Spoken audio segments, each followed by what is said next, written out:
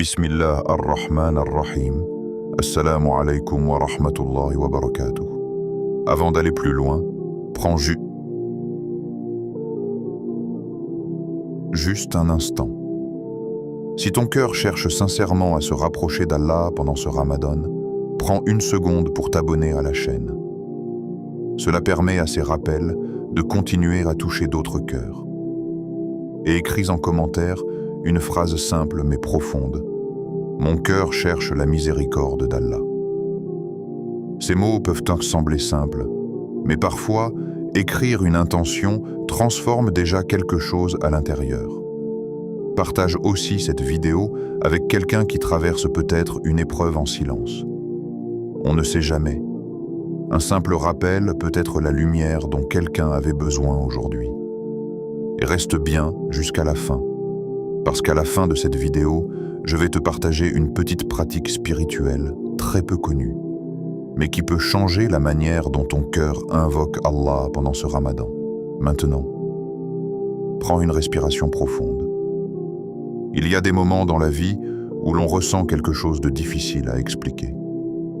Ce n'est pas forcément une grande catastrophe, ce n'est pas toujours une épreuve visible, mais à l'intérieur, il y a comme une fatigue du cœur, pas une fatigue du corps, pas une fatigue de la vie, mais une fatigue de porter les mêmes inquiétudes encore et encore, les mêmes pensées qui tournent, les mêmes blessures qui ne semblent pas guérir, les mêmes questions qui reviennent dans les moments de silence. Peut-être que tu te reconnais dans cela. Peut-être que toi aussi, il y a quelque chose que tu demandes à Allah depuis longtemps. Une situation que tu aimerais voir changer. Une porte que tu espères voir s'ouvrir. Peut-être une difficulté financière. Peut-être une tension dans ta famille. Peut-être une solitude que personne ne remarque vraiment. Ou peut-être simplement ce sentiment étrange, comme si ton cœur attendait quelque chose. Alors tu fais ce que les croyants font. Tu invoques, tu lèves les mains dans la nuit, tu murmures des doigts que personne d'autre n'entend. Tu demandes à Allah une solution, une ouverture, une réponse. Et parfois, pendant un moment, tu ressens de l'espoir. Mais les jours passent, puis les semaines, et parfois même les mois. Et certaines choses semblent rester exactement au même endroit. Les problèmes restent. Les portes restent fermées. Les réponses tardent à arriver. Et dans cette attente, le cœur peut devenir lourd, très lourd. Parce que l'épreuve n'est pas toujours la chose la plus difficile. Parfois, ce qui pèse le plus, c'est l'attente. L'attente de voir un signe. L'attente de comprendre pourquoi. L'attente de sentir que quelque chose commence enfin à bouger. Mais laisse-moi te poser une question simple, mais profonde. Et si le véritable changement ne commençait pas autour de toi? Et si, avant que les circonstances changent, quelque chose devait changer à l'intérieur de ton cœur? Ramadan est venu exactement pour cela. Beaucoup de gens pensent que Ramadan est simplement un mois où l'on arrête de manger et de boire pendant quelques heures. Mais si Ramadan n'était que cela, il ne transformerait pas des millions de vies chaque année. Ramadan est bien plus profond. C'est comme si Allah nous offrait un moment particulier dans l'année où les cœurs peuvent se réveiller, un moment où les distractions diminuent, un moment où l'âme devient plus sensible, un moment où les invocations montent plus facilement vers le ciel. Pendant toute l'année, nos vies vont vite, très vite. Les journées s'enchaînent, les responsabilités s'accumulent, les pensées deviennent bruyantes. Et parfois, sans même s'en rendre compte, le cœur s'endort un peu. Pas complètement, mais juste assez pour que la relation avec Allah devienne plus silencieuse. Puis Ramadan arrive, et tout change légèrement. Les nuits deviennent différentes. Les invocations deviennent plus sincères. Les mosquées se remplissent, les cœurs commencent à réfléchir davantage. C'est comme si Allah nous disait « Voici un moment pour revenir. Revenir vers lui, revenir vers nous-mêmes, revenir vers ce que notre âme cherchait depuis longtemps. Et au milieu de ce mois béni, il existe des trésors spirituels immenses, des clés que beaucoup de gens connaissent, mais dont peu comprennent vraiment la profondeur. Parmi ces trésors, il y a les noms d'Allah, les plus beaux noms. Ces noms ne sont pas simplement des mots, ils sont des portes vers une compréhension plus profonde d'Allah, des portes vers une relation plus intime avec lui. Et aujourd'hui, je veux t'emmener découvrir 2 noms magnifiques d'Allah. 2 noms qui portent une miséricorde si immense que parfois, nous passons toute notre vie sans vraiment comprendre leur profondeur. 2 noms qui peuvent changer la manière dont tu vois ta vie, la manière dont tu vois tes épreuves, la manière dont tu invoques ton Seigneur, et peut-être, juste peut-être, la manière dont ton cœur commence à guérir. Parce qu'il arrive parfois qu'un simple rappel, un seul mot, ou un seul nom d'Allah, ouvre dans le cœur une porte qui était restée fermée pendant très longtemps. Un ramadan, une école pour le cœur. Pendant une grande partie de l'année, nos vies avancent à un rythme rapide. Les journées commencent tôt, se remplissent d'obligations, de messages, de décisions, de conversations, et se terminent souvent avec la sensation que tout est passé trop vite. Dans ce mouvement constant, beaucoup de choses deviennent automatiques. On mange quand on a faim, on boit quand on a soif, on parle quand une pensée nous traverse l'esprit.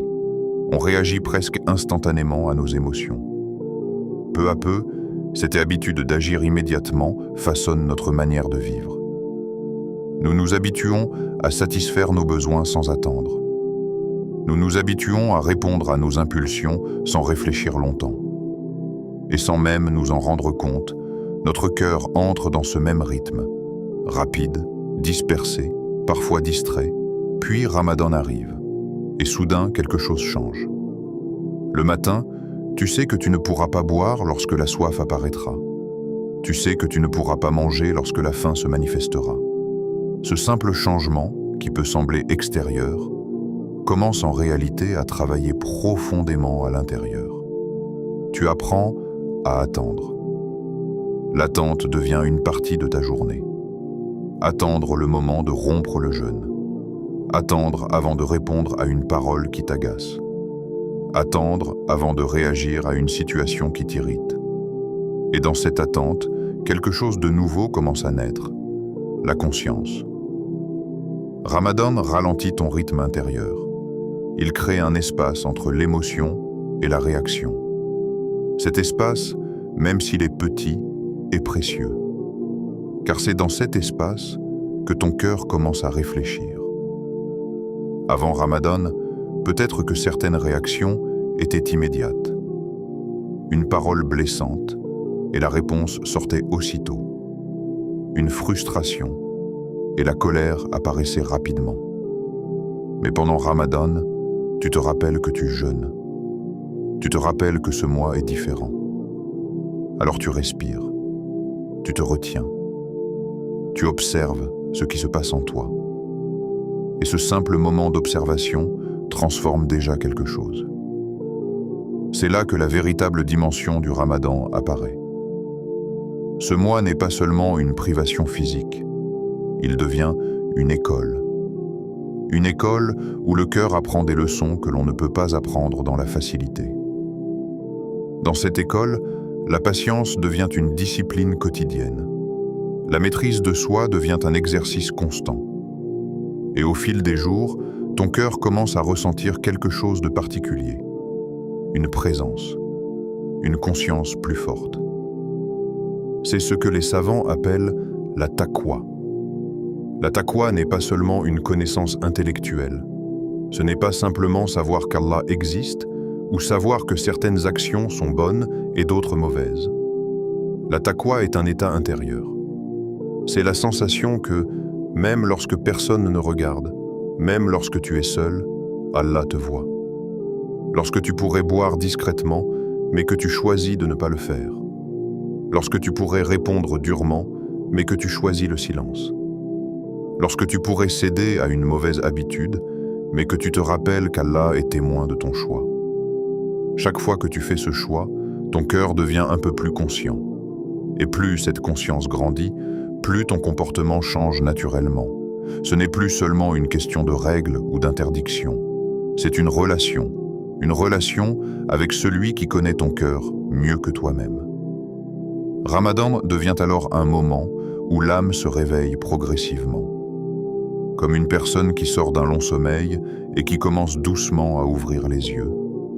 Au début, tout semble encore un peu flou, mais chaque jour apporte plus de clarté.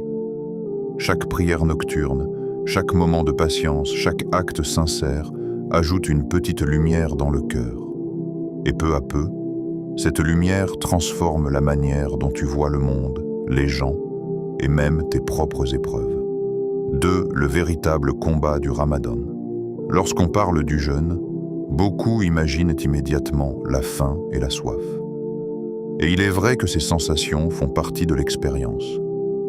Le corps ressent le manque de nourriture, l'énergie diminue parfois, et les heures semblent longues lorsque l'on regarde l'horloge. Mais si le Ramadan n'était qu'une question de faim, sa sagesse serait très limitée. La faim n'est en réalité qu'une porte d'entrée. Derrière cette porte se trouve un combat beaucoup plus profond. Le véritable combat du Ramadan ne se déroule pas dans l'estomac. Il se déroule dans le cœur. C'est le combat contre l'ego. L'ego est cette voix intérieure qui cherche toujours à se défendre, à se valoriser, à se comparer. C'est lui qui murmure que tu dois avoir raison, que tu dois répondre immédiatement lorsque quelqu'un te contredit, que tu dois montrer ta valeur. Pendant le reste de l'année, cette voix peut être très forte. Elle réagit rapidement, parfois sans réfléchir. Elle transforme des petites situations en conflits, des désaccords en tensions. Ramadan vient calmer cette voix. Lorsque tu jeûnes, tu es déjà dans un état de discipline. Ton corps se retient de manger et de boire. Cette retenue physique devient alors un rappel constant. Si tu peux contrôler ton besoin de nourriture, tu peux aussi contrôler tes réactions. Mais cela demande un effort. Parfois, quelqu'un dit quelque chose qui te dérange. Ton premier instinct est de répondre immédiatement. Ton ego veut se défendre. Il veut montrer que tu as raison. Et c'est là que le combat commence. Tu te rappelles que tu jeûnes. Tu te rappelles que ce mois est une opportunité de purification. Alors tu choisis de te taire. Ou tu choisis de répondre avec douceur. Ce choix peut sembler petit, mais il est immense aux yeux d'Allah. Car chaque fois que tu maîtrises ton ego, tu affaiblis son influence. Et dans ce processus, tu découvres quelque chose d'important. Ton âme. Ramadan agit comme un miroir. Il révèle des aspects de ton caractère que tu ne remarquais peut-être pas auparavant. Peut-être que tu découvres que certaines situations t'irritent plus que tu ne le pensais. Peut-être que tu réalises que tu apprécies beaucoup la reconnaissance des autres. Peut-être que tu remarques une impatience que tu n'avais jamais vraiment observée. Ces découvertes peuvent être inconfortables. Elles peuvent donner l'impression que tu es loin de l'idéal que tu imaginais. Mais en réalité, elles sont une bénédiction. Car on ne peut purifier que ce que l'on voit clairement. Si un défaut reste caché, il continue de grandir silencieusement. Mais lorsqu'il apparaît à la lumière, tu peux commencer à le travailler. Ramadan ne vient pas pour te montrer que tu es parfait. Il vient pour te montrer où tu peux grandir. Et chaque fois que tu reconnais une faiblesse avec sincérité, tu fais déjà un pas vers la purification. 3. Le jeûne du corps et le jeûne du cœur. Beaucoup de personnes accomplissent le jeûne avec sérieux. Elles s'abstiennent de manger et de boire du lever du soleil jusqu'au coucher. Elles respectent les horaires, attendent patiemment le moment du maghrib et ressentent une satisfaction légitime lorsqu'elles rompent leur jeûne. Mais il existe une question plus profonde. Pendant que le corps jeûne, que fait le cœur? Car il est possible que le corps se prive de nourriture, tandis que le cœur continue de se nourrir de choses qui l'alourdissent. La colère, la jalousie, la médisance, l'orgueil. Ces attitudes ne remplissent pas l'estomac, mais elles remplissent l'âme d'un poids invisible. Le véritable jeûne commence lorsque le cœur lui aussi entre dans cette discipline. Jeûner du cœur signifie apprendre à surveiller ce qui se passe à l'intérieur. Lorsque la colère apparaît, tu la reconnais et tu choisis de ne pas la laisser contrôler tes paroles. Lorsque l'envie se glisse dans ton esprit, tu te rappelles que chaque personne reçoit ce qu'Allah lui a destiné. Petit à petit, cette attention transforme ton état intérieur. Ton cœur devient plus calme, plus doux, plus humble. La comparaison avec les autres diminue. Le besoin de juger les gens diminue également. Tu commences à te concentrer davantage sur ton propre chemin, sur ta relation personnelle avec Allah. Ce processus est subtil. Il ne se voit pas toujours de l'extérieur. Mais à l'intérieur, une transformation réelle se produit. 4. Ramadan révèle ce qui est caché. Ramadan agit parfois comme un miroir très clair. Un miroir qui ne montre pas seulement ce que l'on veut voir, mais aussi ce que l'on préférait ignorer. Dans le confort du quotidien, certaines émotions restent discrètes. L'orgueil, la rancune, l'envie peuvent rester cachés derrière les distractions de la vie. Mais lorsque Ramadan arrive, les distractions diminuent, le rythme change, les moments de silence deviennent plus fréquents. Et dans ce silence, certaines vérités apparaissent. Tu remarques peut-être que certaines paroles te blessent plus profondément que tu ne l'imaginais. Tu observes que tu compares souvent ton parcours à celui des autres. Tu te rends compte qu'une vieille blessure n'a pas complètement disparu. Ces révélations peuvent être surprenantes, mais elles sont précieuses. Car Allah ne révèle pas ces aspects de ton cœur pour t'humilier. Il les révèle pour t'offrir l'occasion de les purifier. Comme lorsqu'une pièce sombre est soudain éclairée par une lumière. La poussière devient visible, et ce n'est qu'en la voyant que l'on peut commencer à nettoyer. Ramadan est cette lumière. 5. Les 10 premiers jours, les jours de la miséricorde. Dans la tradition islamique, les 10 premiers jours du Ramadan sont souvent décrits comme les jours de Rahma, la miséricorde. Ce sont des jours où l'atmosphère spirituelle semble différente. Les cœurs deviennent plus sensibles, les invocations viennent plus facilement. Imagine une terre qui a traversé une longue période de sécheresse. Le sol est dur, fissuré, silencieux. Rien ne semble pouvoir pousser. Puis les premières gouttes de pluie tombent, au début, doucement. Puis la pluie devient plus abondante. Peu à peu, la terre absorbe cette eau. Les fissures se referment. La vie commence à réapparaître. La miséricorde d'Allah ressemble à cette pluie. Elle descend constamment, mais pendant Ramadan, elle semble plus proche, plus accessible. Les 10 premiers jours sont comme une invitation à ouvrir ton cœur pour recevoir cette miséricorde. Car lorsque le cœur s'ouvre sincèrement, même une petite goutte de Rahma peut transformer tout un paysage intérieur. 6. 2 noms d'Allah qui changent tout. Dans la vie d'un croyant, il existe des moments où une simple parole peut ouvrir une porte intérieure. Un verset entendu au bon moment, une invocation répétée avec sincérité, ou même un nom d'Allah qui résonne profondément dans le cœur. Les noms d'Allah ne sont pas seulement des mots que l'on prononce. Ils sont une manière de comprendre qui est Allah et une manière d'approcher sa présence. Lorsque nous récitons le Coran ou lorsque nous commençons une action importante, nous prononçons souvent une phrase que nous connaissons depuis l'enfance. Bismillah ar-Rahman ar-Rahim. Pourtant, beaucoup de personnes prononcent ces mots chaque jour sans prendre le temps de réfléchir à leur profondeur.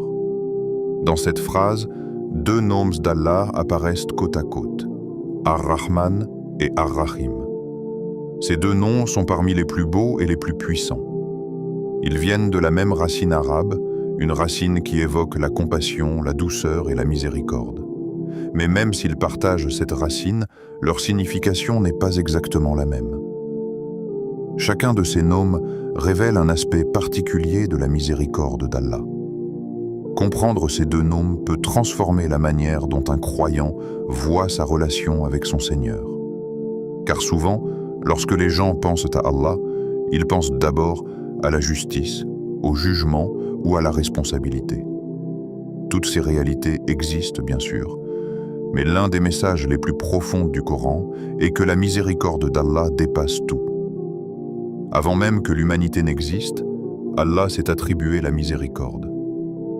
Les savants expliquent que la miséricorde divine précède la colère et englobe toute chose. Cela signifie que lorsque tu regardes ta vie, lorsque tu observes ton existence elle-même, tu peux y voir les traces constantes de cette miséricorde. Ces deux noms, Ar-Rahman et Ar-Rahim, sont comme deux fenêtres ouvertes sur cette réalité. Ils permettent aux croyants de comprendre que la miséricorde d'Allah n'est pas limitée. Elle n'est pas rare. Elle n'est pas difficile à atteindre. Elle est vaste, profonde et constamment présente. Mais pour l'apercevoir pleinement, il faut apprendre à méditer ces noms. Il faut prendre le temps de les répéter, de réfléchir à leur sens et de les laisser descendre du simple niveau des mots vers la profondeur du cœur. Lorsque cela arrive, la relation avec Allah commence à changer. Les invocations deviennent plus sincères, les moments de difficulté deviennent plus supportables, et même les épreuves prennent une signification différente. Car le croyant comprend alors que derrière chaque moment de sa vie se trouve un Seigneur dont la miséricorde est infinie. Sept Ar-Rahman. La miséricorde immense le nom. Le nom Ar-Rahman est l'un des noms les plus majestueux d'Allah. Il évoque une miséricorde immense, une miséricorde qui ne connaît aucune limite et qui englobe toute la création. Lorsque les savants expliquent ce nom, ils soulignent qu'il décrit une miséricorde qui touche chaque être vivant sans exception. Cette miséricorde n'est pas réservée à un groupe particulier. Elle n'est pas limitée à ceux qui accomplissent parfaitement leurs actes d'adoration. Elle englobe toute la création. Regarde simplement le monde autour de toi. Le soleil se lève chaque matin. Sa lumière touche les croyants comme les non-croyants. Elle éclaire les justes comme ceux qui commettent des erreurs. Personne n'est exclu de cette lumière. La pluie tombe sur les champs et les jardins. Elle nourrit la terre et permet aux plantes de pousser. Les fruits apparaissent sur les arbres, les rivières continuent de couler, et l'air reste respirable pour tous. Tout cela est une manifestation du nom Ar-Rahman. Chaque respiration que tu prends est un signe de cette miséricorde. Même lorsque tu ne penses pas à Allah, même lorsque tu es distrait ou occupé par les préoccupations de la vie, ton cœur continue de battre, tes poumons continuent de fonctionner, et la vie continue de circuler en toi. Ce n'est pas un hasard, c'est une miséricorde. Il y a aussi une autre dimension à ce nom. Parfois, les êtres humains commettent des erreurs. Ils s'éloignent du chemin qu'ils savaient être juste. Ils oublient leurs engagements spirituels et se laissent emporter par les distractions de la vie. Malgré cela, Allah continue de leur donner du temps. Il ne coupe pas immédiatement les bienfaits. Il ne ferme pas instantanément les portes de la subsistance. Au contraire, il continue de nourrir, de protéger et de maintenir la vie. Cette patience divine est également une manifestation du nom Ar-Rahman. C'est une miséricorde si vaste que même lorsque les êtres humains l'oublient, elle continue de les entourer. 8. Ar-Rahim. La miséricorde proche. Si Ar-Rahman évoque une miséricorde immense et universelle, le nom Ar-Rahim révèle une dimension plus intime de cette miséricorde. Cette miséricorde est particulièrement ressentie par ceux qui se tournent vers Allah avec sincérité. Elle n'est pas seulement une miséricorde qui maintient la vie, mais une miséricorde qui guide, qui pardonne et qui transforme le cœur. Lorsque quelqu'un se repent sincèrement après avoir commis une erreur, c'est une manifestation du nom Ar-Rahim. Lorsque quelqu'un ressent un apaisement intérieur après avoir invoqué Allah dans un moment de détresse, c'est également une manifestation de cette miséricorde. Ar-Rahim est la miséricorde qui répond à la recherche du cœur. C'est la miséricorde qui se rapproche de celui qui fait un pas vers Allah. Dans la tradition islamique, il est souvent rappelé qu'Allah se rapproche davantage encore de celui qui se rapproche de lui. Ainsi, lorsque quelqu'un commence à prier avec plus de sincérité, lorsqu'il demande pardon pour ses fautes, lorsqu'il cherche la guidance avec humilité, il découvre progressivement une forme de miséricorde très particulière. Une miséricorde qui apaise les inquiétudes. Une miséricorde qui éclaire les décisions. Une miséricorde qui permet au cœur de retrouver la paix, même dans les situations difficiles.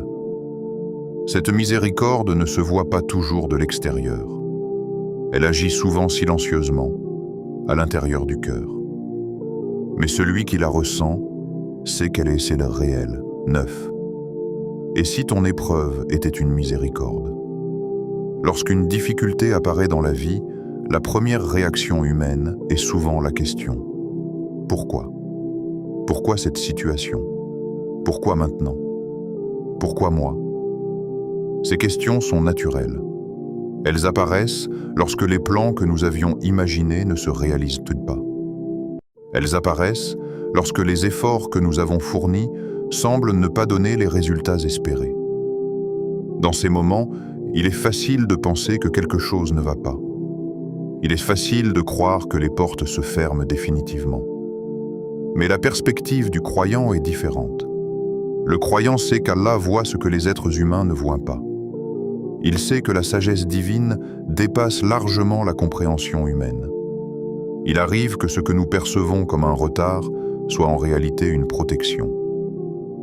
Une opportunité refusée aujourd'hui peut éviter un problème plus grand demain.